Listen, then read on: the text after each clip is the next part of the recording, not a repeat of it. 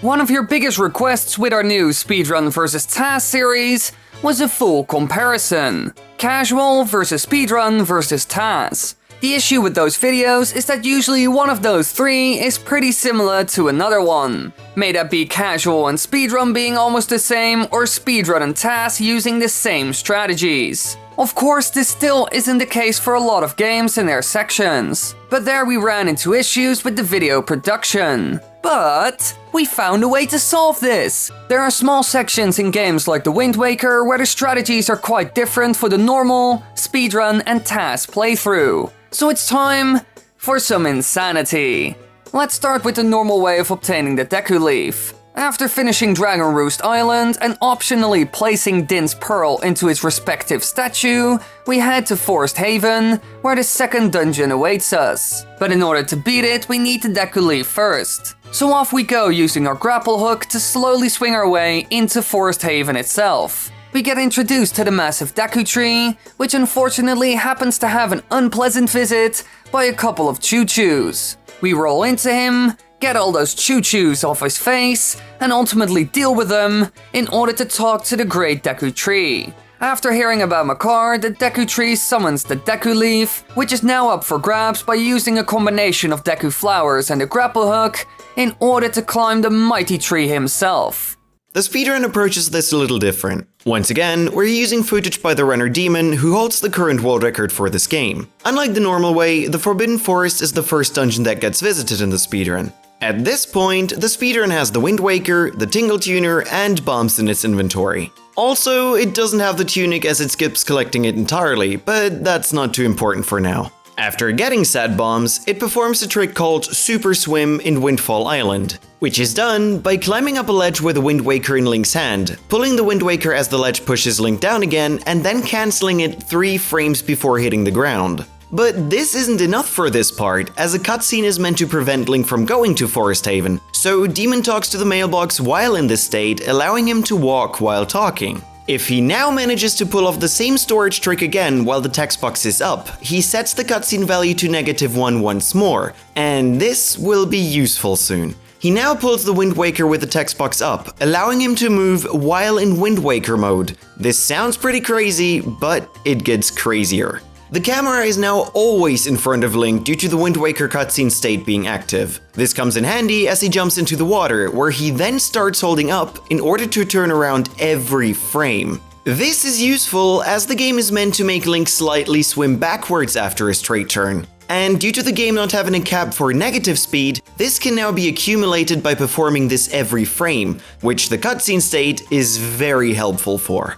Once you build up enough speed, he releases the control stick in order to get flung backwards, allowing him to basically cross the entire ocean on his own. As he nears Forest Haven, the game will attempt to load the area and the cutscene telling Link not to go here yet. But as he has the cutscene value at -1, this cutscene gets cancelled upon start, allowing him to freely move around in this area. Due to the missing grapple hook, he now needs to find a way to get to the entrance of Forest Haven. He climbs the ledge, drops a bomb at the very corner of it, and climbs it again. While Link hangs on this ledge, he does a left input, which ultimately triggers the bomb collision and pushes Link out of bounds, allowing him to drop under the platform and just swim under Forest Haven itself. Here he then navigates towards the water before the entrance, as Link is always meant to swim at the highest layer of water there is, which will force him onto the last platform of the grapple hook puzzle and allows him to skip it entirely. Once up here, he uses the Octorok to damage himself to a quarter hard, readies the Tingle Tuner and places a bomb behind him to kill himself.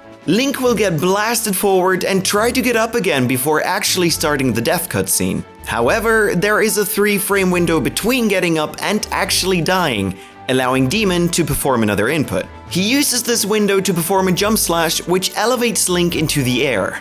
This only works for a few frames though, as the game cancels the attack in order to start the cutscene of Link's death. However, for as long as Link didn't hit the ground, Demon can still input jump slashes with his B button. Doing so levitates Link a little further up before cancelling it again. And by doing this over and over, he can actually gain height rather than dropping down. The player just has to mash the button fast enough. Fast enough as in optimally 14 B inputs per second. If the player hits the button less than 10 times a second, Link will actually lose height. Demon now mashes his way up to the platform, which has another entrance for Forest Haven, where he then uses the Tingle Tuner to buy a potion and get his health back. And just a little side info, Demon had to mash the B button at a rate of 14 inputs per second for almost 35 seconds. So if you thought the Mario Party minigame Domination was bad, you might not want to try speedrunning Wind Waker.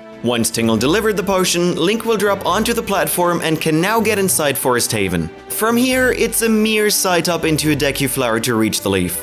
If it was there, which it isn't, as the Deku tree hasn't summoned it yet. Here, he performs the storage glitch with a Wind Waker again in order to set the cutscene value to -1, and then rolls into the Deku tree. This skips the cutscenes of the choo-choos dropping, which keeps them in a frozen state. However, this isn't enough, and he performs another storage to skip an upcoming cutscene. The choo-choos are now frozen and in a glitched state, which give them a constant force towards a single direction and their behavior disabled. This can be used to just push them out of bounds. However, he has to time the last one very specifically in order to skip the cutscene of the Deku tree thanking Link and summoning the Deku leaf. Once the last one is pushed out of bounds, he uses the chewing mouth of the Deku tree in order to get crushed by his jaw in pretty much the same moment the cutscene is meant to start.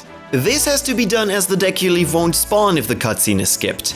Another advantage of getting crushed here is Link respawning at his entry point of Forest Haven, which was at the very top, from where he can now sight up into the Deku flower and land right next to the Deku leaf, which he then collects. The tasks in the speedrun aren't all too different, but different enough. Again, we'll be using the footage of the tool-assisted run by Trog, which completes the game in 2 hours, 46 minutes, and 38 seconds. Unlike the speedrun, the task collects the Deku leaf very early into the game, right after getting the Tingle Tuner and the Wind Waker. After getting the Wind's Requiem, the task uses storage and opens a chest in order to alter its collision box and get out of bounds.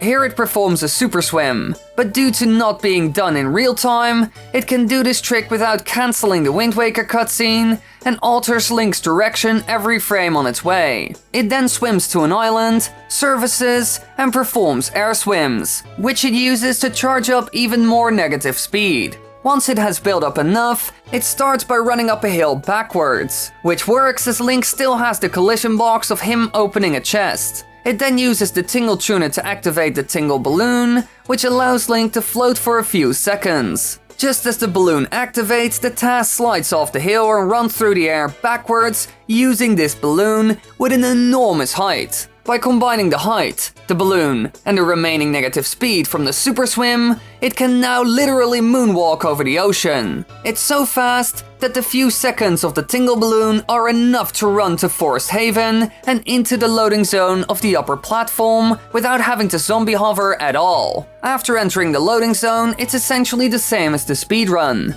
It hops down, watches the cutscene, activates storage, and gets rid of the choo-choos off the Deku tree. Here you can clearly see all of them sliding into a single direction, which it then just pushes out of bounds. It then runs onto a little bump of the Great Deku Tree's roots, gets storage once more, and uses a corner clip to get out of bounds in order to void out at the same time the Deku Leaf cutscene starts.